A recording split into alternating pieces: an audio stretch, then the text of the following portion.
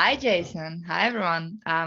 Thank you so much for joining this live stream. Sorry, we are a few minutes late. We had some interesting technical challenges today, but as a result of that, Jason learned some new technical skills. So congratulations on that. Well, welcome to Disasters Deconstructed live stream. We haven't done one for a month, so it's great to be back again. And today we have a really exciting conversation, the conversation that we've been planning for a while with our friends, Jamie and Carly.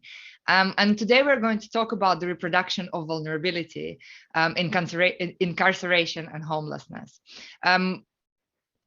We have fantastic guests for you today. You can see Tristia, Tony, and Zulema on and hopefully, Amite on the screen, and hopefully Zulema will be able to join us slightly later. But more about the participants just in a second. If you're watching us on Facebook, YouTube, or Twitter, please leave your comments and questions. Jason and I will be monitoring the social media as always, and we will hopefully have time for questions and answers in the end. I know Jamie and I are, we always have such a great time when we're able to collaborate with y'all. You're doing such great work and giving platforms to different folks to talk about the intersections of work that maybe we don't talk about the connections between them or get to really dive into, engage with the details of what the actual work looks like. So it's in that spirit of things that Disasters Deconstructed is this great host for this discussion. So we've been having, conversations about hosting a conversation between Jamie and I's, the research networks that we lead. So Jamie leads the Homelessness, Housing Precarity, Disaster Network, and I lead the Prisons and Hazards Research Network. And both of those groups came out of the Natural Hazard Centers funding for these converge groups when COVID-19 hit. So we were trying to, the spirit of those groups were to bring together researchers, practitioners, students who are engaged in work in these different areas. So Jamie's network came out of looking at COVID-19 was impacting homeless people, people experiencing housing precarity. Our group, Prisons and Hazards Research Network, came out of the Prisons and COVID-19 group. So what happened is we generally kind of realized we need to continue this discussion as disaster scholars, continue to develop these networks of research. And it's not really all about research, it's about supporting these, conversations, making these connections. And so it's in that spirit of things we decided to collaborate. And that's also because so much of our work really has all of these, connections in terms of the populations we work with, between people experiencing homelessness, not having access to safe and stable housing. There's a huge crossover with people who have a criminal record or have been incarcerated. And so they have this theme of a lack of stabilized housing in common. And then also these other themes of stigma, of being marginalized in disasters, left out of planning, even, kind of maligned in some of these processes. And so what we want to do is kind of talk today about how this work is connected, how we can think about people who are already engaged in work in with these vulnerable populations, and what do we bring to that conversation in terms of disaster scholars. So trying to build the connections between people who are doing that kind of work in a way that we can help, complement that work, make some of those connections. And, that's really kind of what drew us to have this conversation. And so Jamie and I, we're really excited to talk about those interconnections in terms of, the stigmatization, criminalization, systematic exclusion, and what does that mean in disasters. So we have some amazing guests. I know we're going to introduce them in a second. I'm going to turn it over to Jamie too, to talk about, kind of setting the stage for our discussion. You said it so nicely, Carly. Thank you so much. And all that I really want to add to that is that our hope is that by understanding and highlighting this interconnectedness, that we can understand how we can strengthen recommendations for alleviating and reducing vulnerabilities, whether that's through specific policy recommendations or other outputs that can be put into action. And further, how can this help us to enable and vision cast a new world? So without further ado, I'd like to go ahead and introduce our esteemed panelists who we're eager to learn from and who will no doubt help us to move this conversation forward in a productive way. And thank you all for joining us today. Starting with Tony, Pulitzer Prize winning journalist Tony Messenger is the St. Louis Post-Dispatch's Metro columnist, a position he's held since September 2015. He was previously the editorial page editor at the Post-Dispatch and was hired at the paper in 2008 in the State Capitol Bureau. His first book, Profit and Punishment: How America Criminalizes the Poor in the Name of Poverty, was published by St. Martin's Press and published in December 2021. And Tristia Bauman is a senior attorney at the National Homelessness Law Center, where she uses litigation, policy advocacy, and movement building strategies to prevent and end homelessness. She leads the Housing Not Handcuffs Justice Network, a national legal network of litigators and policy experts working together to combat the criminalization of homelessness. Prior to joining the Law Center, Tristia served as an assistant public defender in Miami-Dade County. Great, and I'm going to introduce Dr. Amit Dominic, and hopefully Sulema Alvarez will be able to join us shortly. These two women are some of my community partners that we've worked with here in Texas. Dr. Amit Dominic formed the Texas Prisons Community Advocates in June of 2021, having previously served as the vice president of the Texas Prisons Air Conditioning Advocates, which was a prior Circle of Justice initiative, CJI SOS grant recipient. Her work includes advocacy, where she's been successful in partnering with legislators to file historic humane temperature bills. She also co-authors reports, conducts various advocacy training for affected family members, and organizes community awareness events. We've been lucky enough to host her here on Texas A&M's campus. Prior to moving into prison and criminal justice advocacy, Dr. Dominic served as the assistant professor of clinical psychology at Argosy University. Sulema Alvarez is the founder of Breaking Chains and Staying Connected, an organization that assists inmates and their families with reintegration into society after incarceration to overcome recidivism. Breaking Chains and Staying Connected offers basic needs by education for ex-offenders, everyday basic needs like housing, computer skills, work readiness, work search, financial literacy, and dress for success. So hopefully she'll be able to join us shortly. But I think we can go ahead and get into our discussion questions. Great. And while we do have questions that are specifically directed to certain panelists, we definitely encourage others to chime in and respond as they would like. So to get us started, Tony, can you briefly describe what people should understand about the relationship between not having access to stable or safe housing and having a criminal record or history of incarceration? So first of all, thanks everybody for being here and thanks for having me. One of the things that happens far too often in our society, and most of the characters in my book are people who have experienced this, when people who live in some stage of poverty get arrested for minor offenses, they are often jailed immediately. And the criminalization of their poverty begins with the application of bail, often in an unconstitutional fashion, keeping poor people charged with minor crimes stuck in jail while people who look like me are able to write a check and not have to spend an overnight in jail. Well, just one night in jail can have massive implications on your life. 3 of the women that I write about in my book were all single moms.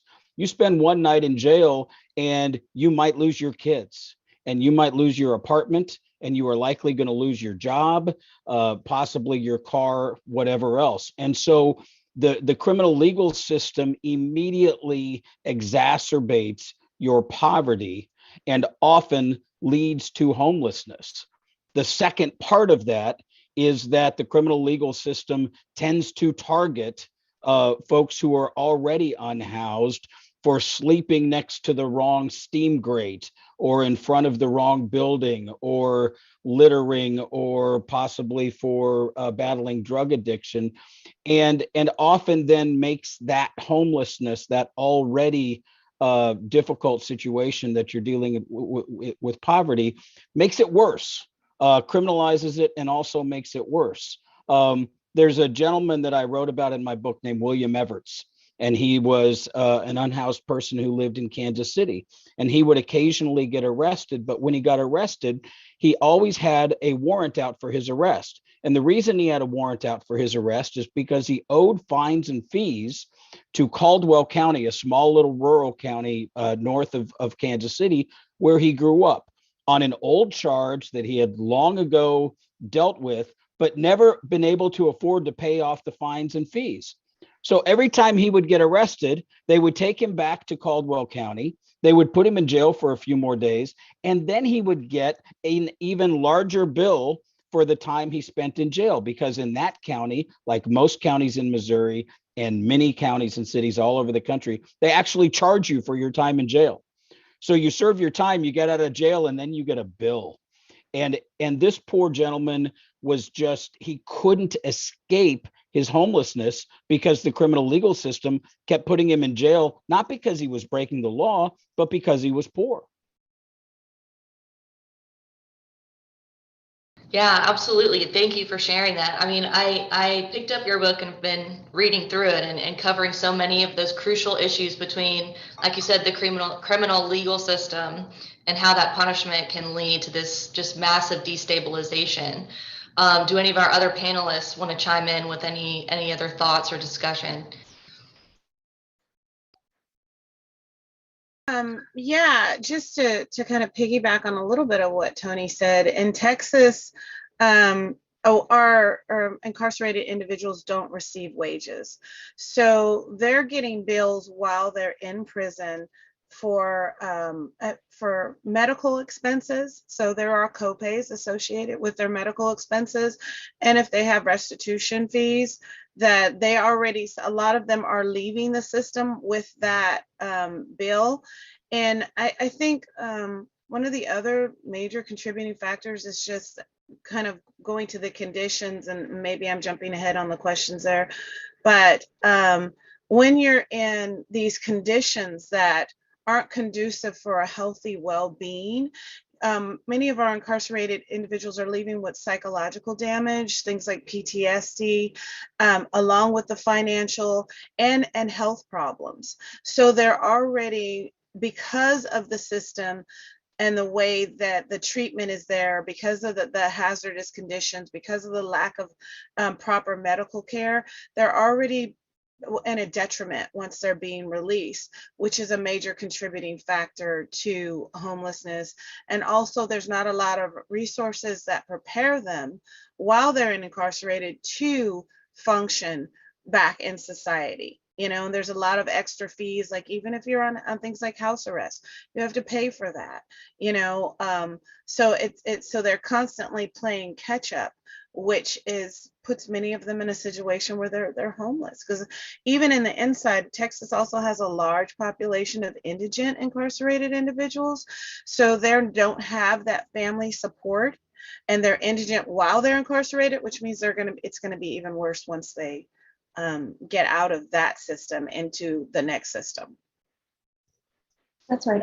I'd add that it's important that we all recognize that the criminal legal system is a driver of homelessness. People exiting jails and prisons are 10 times more likely to experience homelessness than people who have never been incarcerated. And there are a lot of reasons for that, that the general public isn't aware of. When you go to apply for an apartment, your criminal record can be a barrier to you ever accessing housing. So even if you're able to afford housing, that criminal record may prevent you from being able to access new housing. It can also be a barrier to accessing the employment that you need to have an income to pay for housing.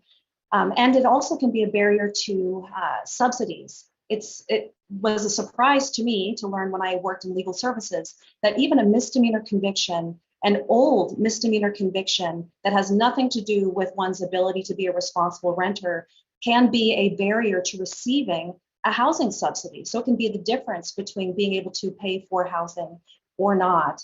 And the problem's getting worse as the criminalization of homelessness gets worse. The Law Center's tracked 187 cities across the country since 2006 and has marked a rapid and extreme increase in laws and policies that punish the life-sustaining activities of unhoused people, universal, unavoidable activities that we all engage in, falling asleep, sitting down, lying down. Those things are punished increasingly as criminal and civil offenses, sometimes throughout entire communities throughout the United States.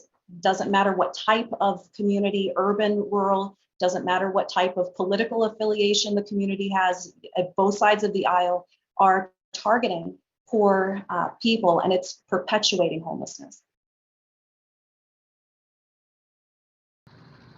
It seems like we've been able to really draw kind of the connections between that circle of people experiencing homelessness and a lack of stable housing, and how their policing can lead to them being incarcerated, and how being incarcerated, you can accumulate these fines and fees, can lead to being having that same lack of access to housing. And then also how these routine criminalization of poor people, of racial minorities, can also lead to this lack of housing. So I think we've really kind of made all of those connections, and how this is really, a cycle, and these interactions between the criminal system can create this, vulnerability.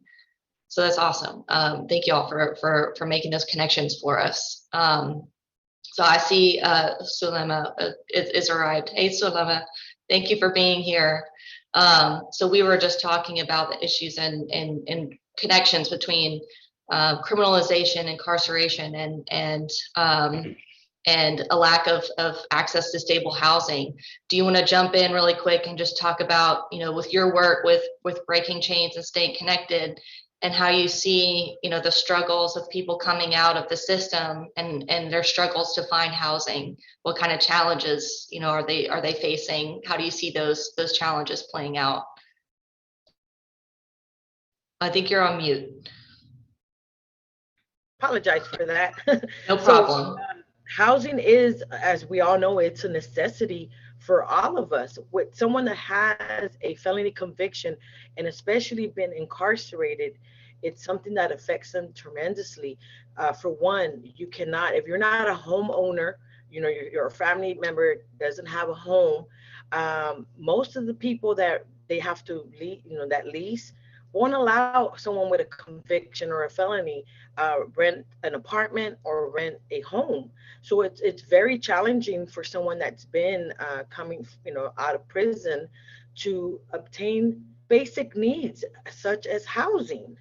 And that is something that we come across a lot when offenders are coming out of prison.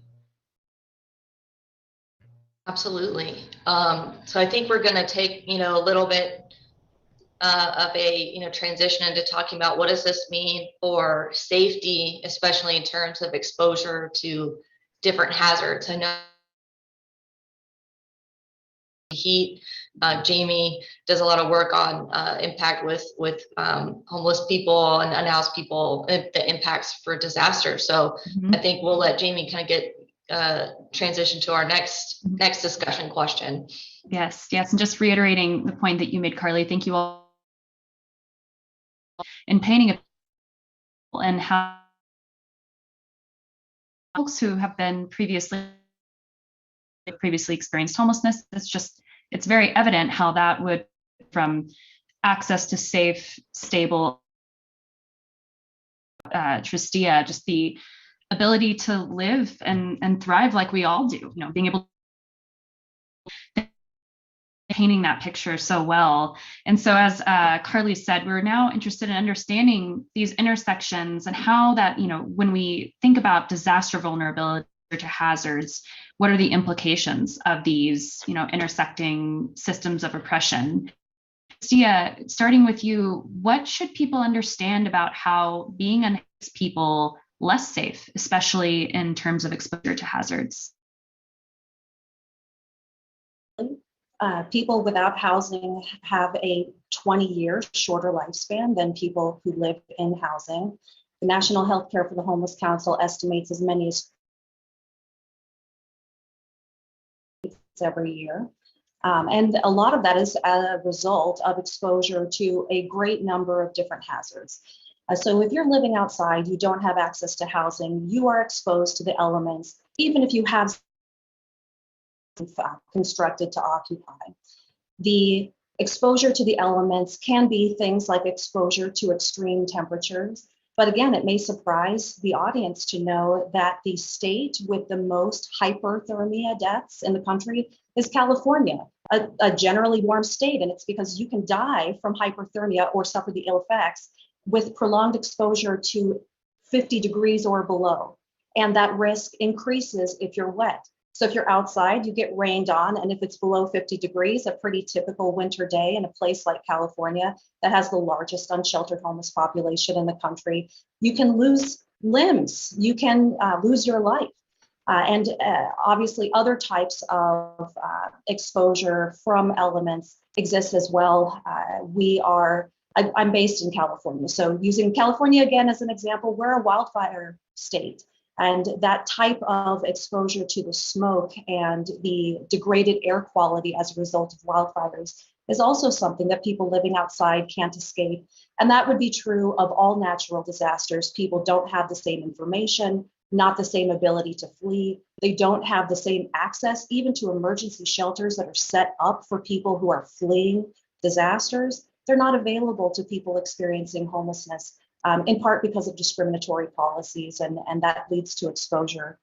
Criminalization of homelessness is another hazard for a variety of reasons. It can lead to loss of property, either because a person is arrested and their property is just discarded as trash, or because there are practices that are common, what we call sweeps of homeless encampments. We can think of them as evictions from an outdoor home that result in a seizure of not just a person's tent or rudimentary shelter, but also their medication, their medical equipment, their survival gear, or even their ID that they would need in order to access services to help keep them healthy, safe, alive, and to maintain an income or subsidies.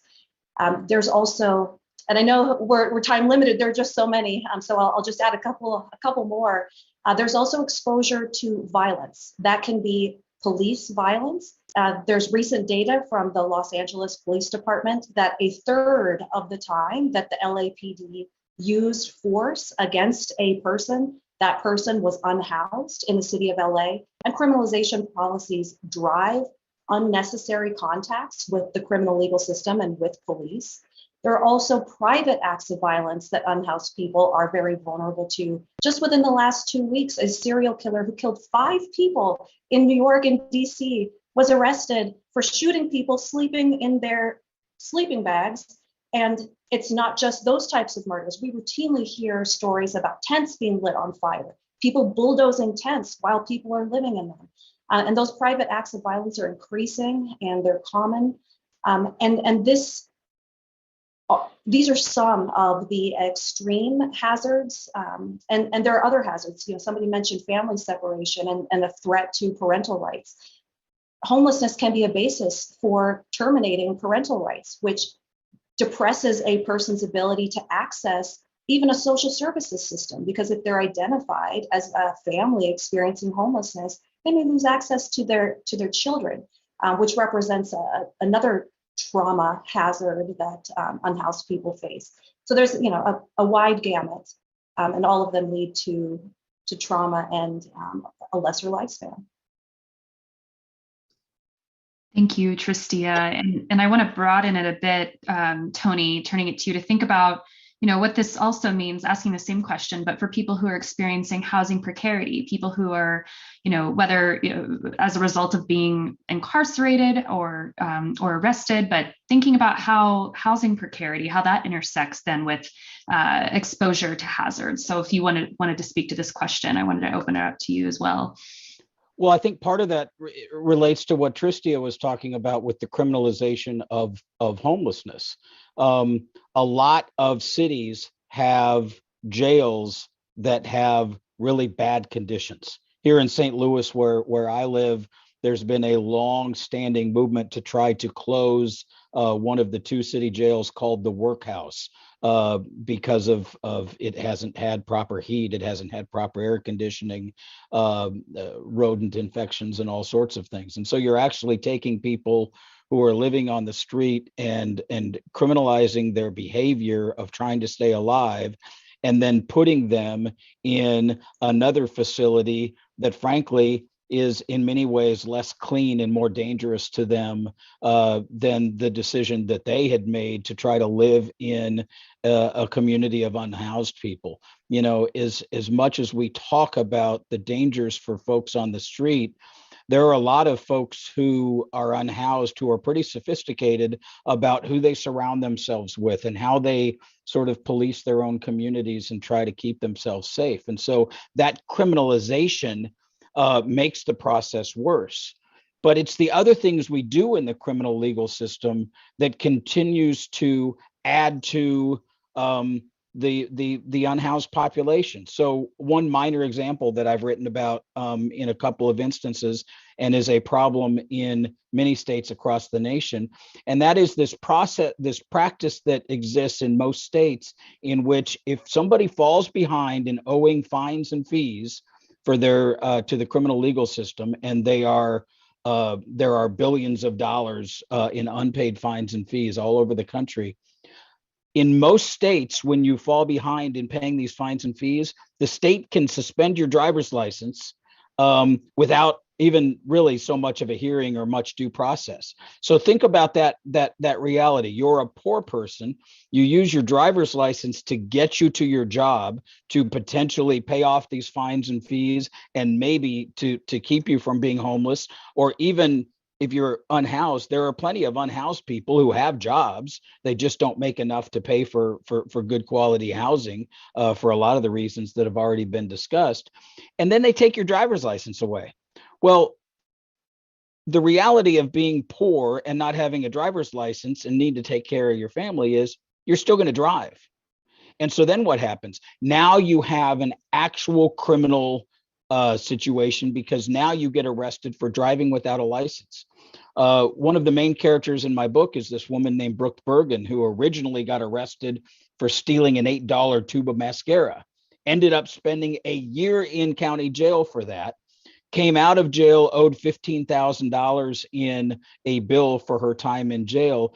During the time I'm writing the book, and I'm talking to Brooke regularly, either on phone or through, unfortunately, paid email, another way in which we criminalize the poverty of people who are incarcerated. She was in state prison for driving on a suspended license. Think about the reality of what that charge does and how pervasive it is. I'm sure that our other activists and folks who are on the call here in different states all know people that have served time in prison for driving on a suspended license. What does that actually do to increase our public safety? But what it really does, it doesn't do anything to affect public safety, because it's a crime without really much of a victim, other than the financial pockets of the governments that are trying to collect the money. But it creates so many problems for people who get charged with that, and so many of those people end up becoming at some point homeless because they can't drive, they can't get to their job, they end up in jail. They end up with all of these horrible things that happen to them. And the hazards that Tristia was talking about are only made worse in their life then, either because it impacts their level of homelessness, or they experience some of those same hazards while they're, stuck in a substandard jail somewhere with really poor conditions. And I think that's a great transition in talking about, like, the points you touched on this is the idea of public safety. This is the message we get, that this is what public safety look like. And I think that point you said too about people who were perhaps safer inside, out where they were before on the streets, than being incarcerated. And I have had some folks to me in my work talk about, well, at least they're getting housing in a disaster. Like the idea, the general perception is that being incarcerated when you're being exposed to some kind of heat, like maybe a heat wave, maybe a disaster, that you're going to be more safe when we know the reality is not actually true. So I'm going to turn it over to Amit, Sulema, if you all want to talk about, I think, your experiences, your work on how incarcerated people become less safe just by being incarcerated. Yeah, before I talk about how they become less safe just from the hazardous conditions, I also wanted to mention that there's limits on where people can live too. As certain, due to certain types of crimes, they may have limits. Like, for example, if you're a sex offender, there's only certain places that you can technically live, and that contributes to homelessness. Also, and sometimes your parole stipulations will state things like you can't be paroled out to a home that nobody's in. So, for example, let's say if you do have a home that you inherited from your grandmother, you may not be able to live there because of the parole stipulations. Also in Texas, we're also looking at not a lot of facilities for halfway houses. So that's another contributing factor. In Texas, we've got hurricanes and tornadoes. So there's another level of difficulty there. Let's say you have been released and you're now out on the streets, and then a hurricane comes, specifically like in Houston, which is a major metropolitan area. You're now flooded out and you've lost everything that you have. But then also going back to the conditions within the prisons, the majority of our population has either some type of medical or mental concerns. So now you need certain medications. So your choice is now, do I pay rent, try to find a place to live, or do I pay for these medications? And keeping in mind here, I've already got an existing bill. So I came out with an existing bill to begin with. And then there's limits in terms of jobs that you can have. So if you've got a felony conviction, there's a lot of jobs in Texas that you may not be able to have. Also, in terms of your parole stipulations, you may not be able to be around certain people. So let's say, for example, the family member does say you can come live here, but your cousin who's living there also has a felony conviction. Now you can't actually stay there. And then in terms of just the trauma associated with some of our hazardous conditions within the prisons, like Dr. Purdom has mentioned several times, the heat issues, which is something I'm very passionate about. We've seen temperatures as high as 150 degrees. Those are recorded temperature logs based on a heat index. What those temperatures, we are boiling a person's internal organs. Okay, so because they're not getting that relief, they're not getting the air conditioning.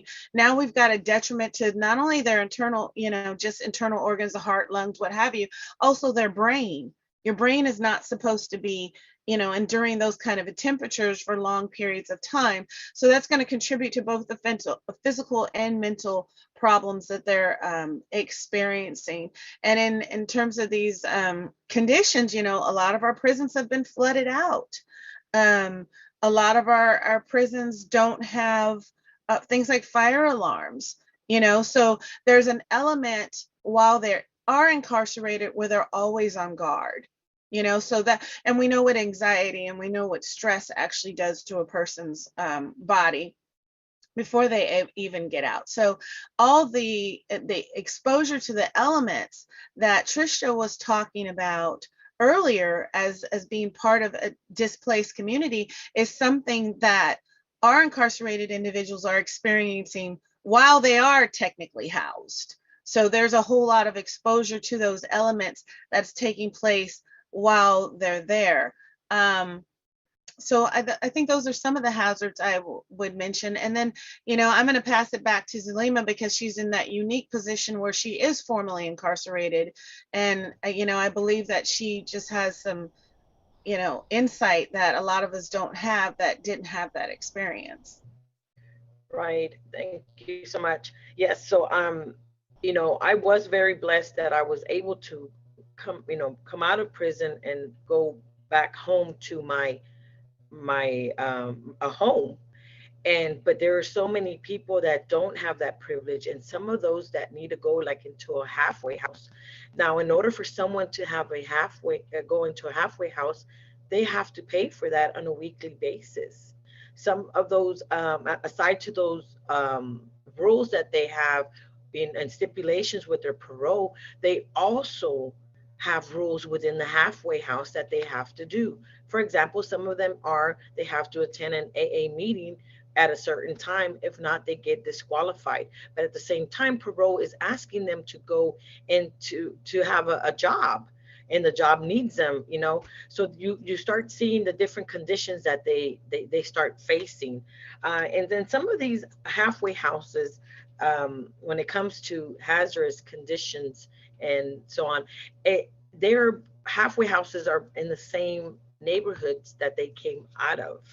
So that also makes them go back to the same surroundings before their incarceration. So it just continues to go in through the same loophole, the same cycle. Um, and having to do also with the conditions, that there's many other things that they have to face. If the halfway house, some of these halfway houses don't have the stabilities that everyone else has. Like, for example, when there was the storm, when Harvey came, there was some of the halfway houses did not have running water, didn't have electricity, yet they were still having to pay for their fees, which there was nobody was working during that week, so they still had to pay their fees. People lost their jobs, and then it went back around for them to go, to leave the halfway house. Thank you all so much. And it's crazy how fast this time has already gone by. I just want to stay engaged in this discussion for so much longer.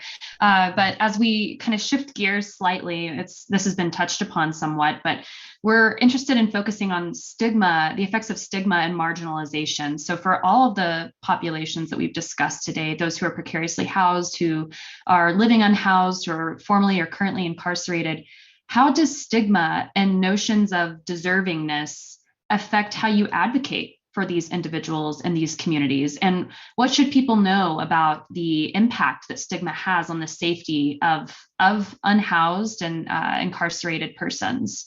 And to get us started, I can turn it to you, Tristia, and then others can jump in. Stigma is one of the driving forces behind criminalization of poverty. We as human beings have replayed a system of otherizing a group of people. And historically, there have been groups of people that have been treated as less than based on some arbitrary characteristic. And then that arbitrary characteristic and that otherization is a basis for thinking of that person as a threat that needs to be controlled, needs to be segregated, needs to be excluded from others in society. In the context of homelessness, we see that play out as in a couple of different ways. The perception is that unhoused people represent a threat that should be controlled through policing, which drives criminalization of homelessness. Or when people talk about a compassionate approach to homelessness, they still are talking about driving people under threat of being arrested or penalized for living somewhere outside of their choosing into a congregate shelter facility that may not be safe or appropriate for them, into a sanctioned encampment that may not be adequate, or some other location that are typically cited in historically segregated, racially segregated, under-resourced communities. And so those types of stigma reinforces historical segregation and perpetuates the dehumanization of people experiencing poverty.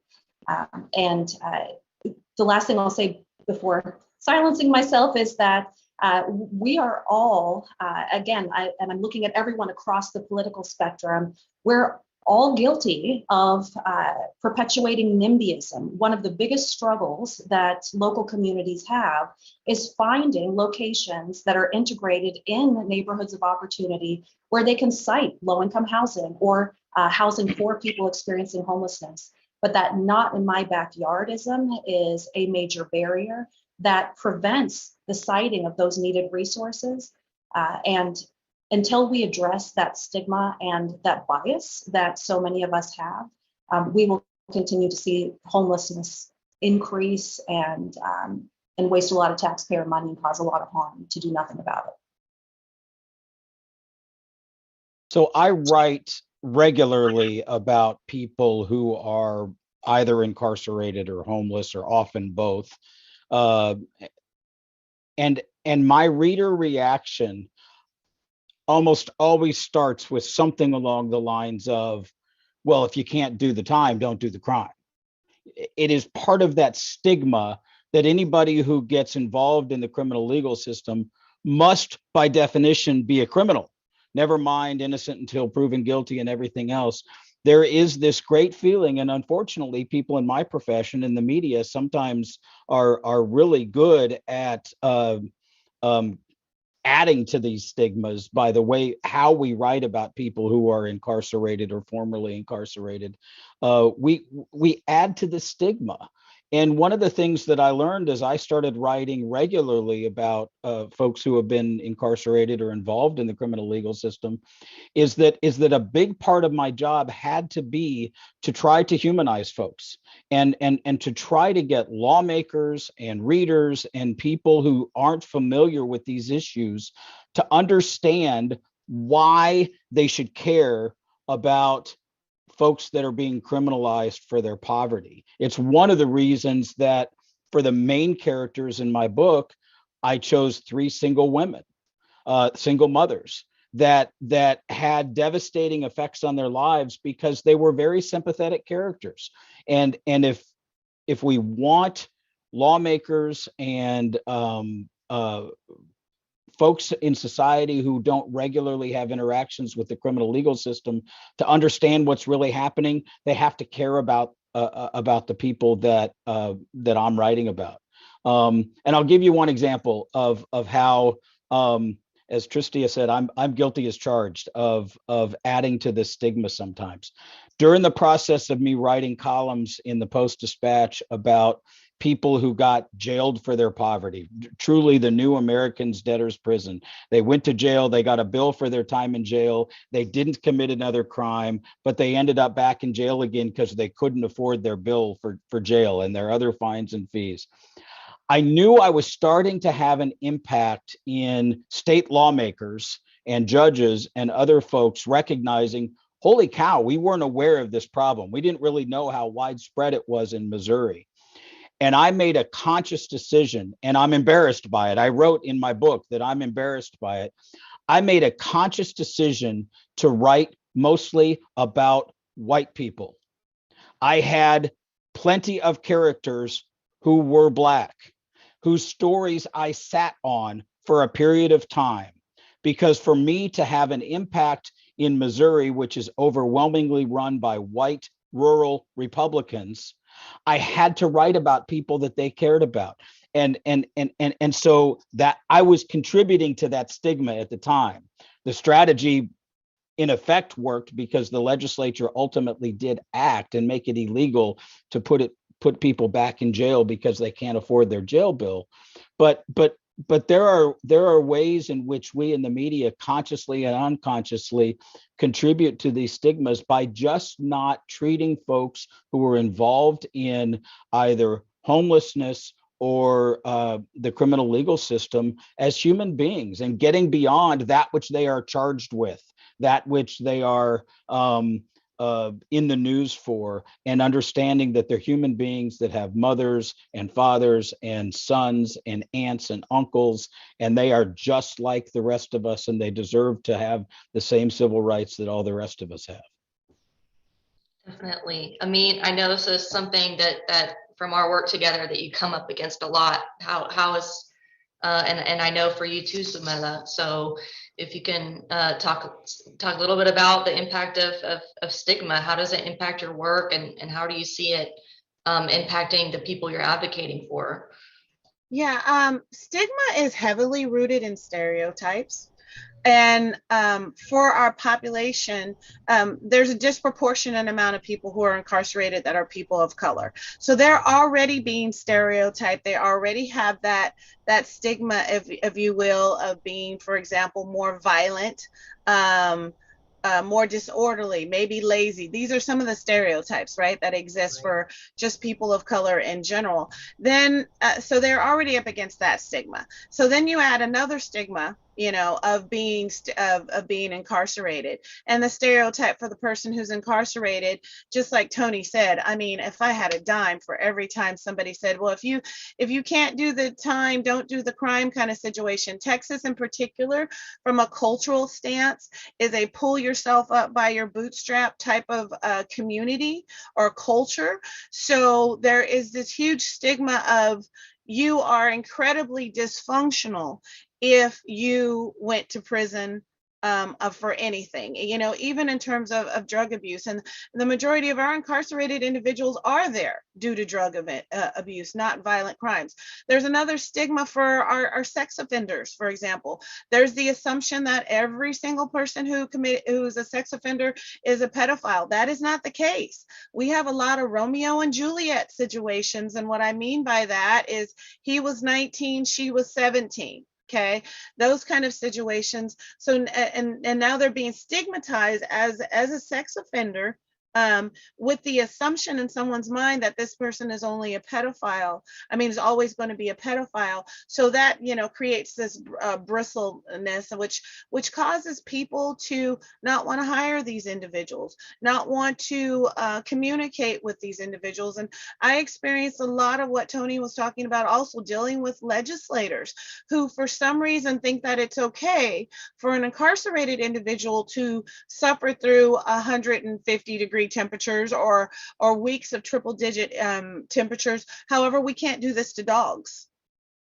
So the human being is being stigmatized as, you deserve to be punished over and over and over again. Whereas the dog, it's let's be humane, and you can actually be criminalized for keeping your dog in a car in those temperatures.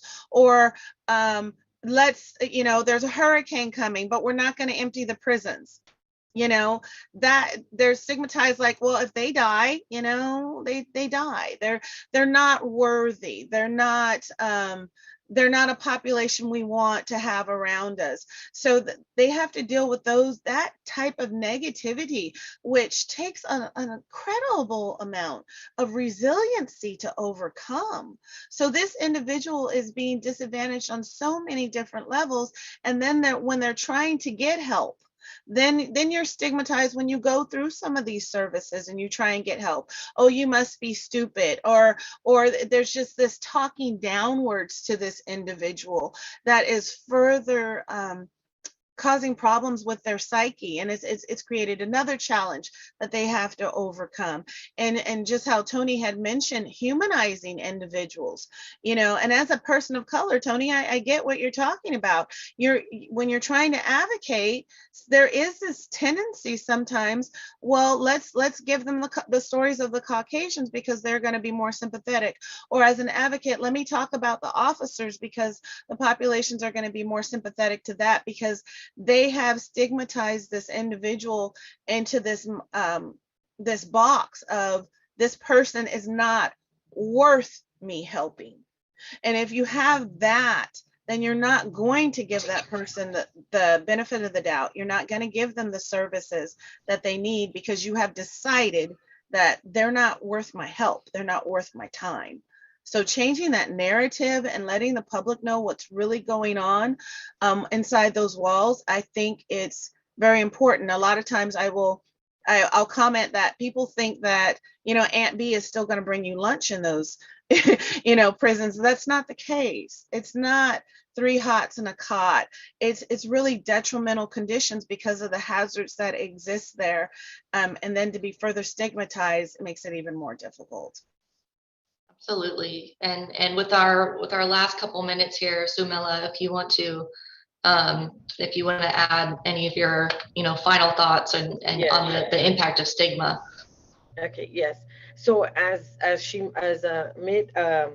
stated, being an offender or being incarcerated already has that stigma that you are a criminal. Okay, so that's how society sees you. Now, educating society, letting them know what that, giving that person a chance, letting them know that not everyone that's been in prison is a criminal. People are in there, for like Amit stated earlier, are for for being either have an addiction to drugs. Now that is not a criminal. That's someone that needs rehabilitation. So if society was to be educated that let's give this person the tools that they need to help him and become a new citizen as a someone that's being released from incarceration or prison, give them that second chance that they deserve to become that new citizen, and giving them the tools that they need, the help that they need, not putting them in these halfway houses that are going, back into the same neighborhoods, giving them the tools on how to, get ready for work readiness, to, be able to gain employment, giving them that opportunity, that second chance. But it all starts by educating our peers, our society, changing laws, like it's mentioned, talking to our politicians, and that is how we're able to get this across. And they could see that someone that's been in prison in the past, they deserve that second chance to change and be different. Absolutely. Thank you so much. I'm going to turn it over to Ksenia to wrap us up here. Thank you all so much. And I don't know how we've been talking for 60 minutes already. I wish we had, I don't know, 600 minutes, because this has been amazing. This has been perhaps one of the most powerful live streams, most powerful conversations we've had today. So thank you all. Thank you to our participants for all the work that you do, for all the insights that you've shared with us today. And also, we are really grateful for your time, because we know how precious it is. Thank you. Thank you all. And also, thank you so much, Jamie and Carly, for actually hosting the live stream today, and for starting this conversation, for bringing this amazing guest to Disasters Deconstructed.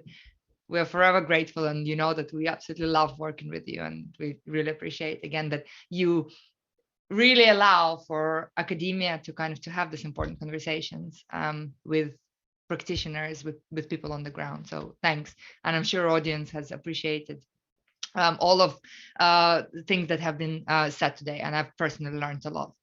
And for our audience out there, our next live stream will be happening the end of April, and we will be discussing our book group discussion, Hope Against Hope, written by the Out of the Woods Collective. So if you haven't read the book yet, please read it. And if you want to join the live stream, please let us know. And hopefully in May, we will be talking to JC Gaia about his latest book, The Invention of Disasters. And of course, our season is coming to the end. We have 3 more episodes to go. The episode 7 is coming on Monday. So if you haven't been listening to the season yet, please catch up. Thanks again for joining us today, and we look forward to seeing you all again soon. Thanks.